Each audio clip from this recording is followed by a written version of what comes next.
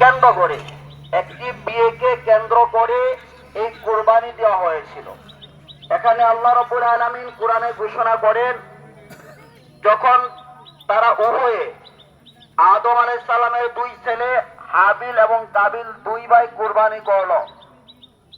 ইস করবা কুরবানা ফাতুকবিলা মিন আহাদিহিমা ওয়া লাম ইয়াতাকাব্বাল মিনাল আখার।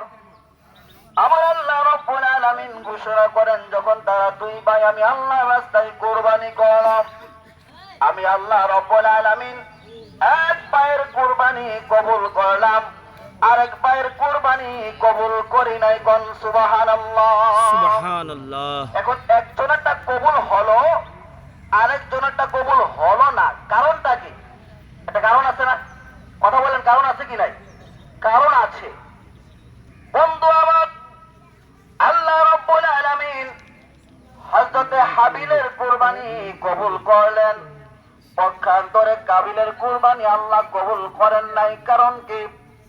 যখন হাবিলের কুরবানি কবুল হয়, কাবিলের কুরবানি কবুল হয় নাই।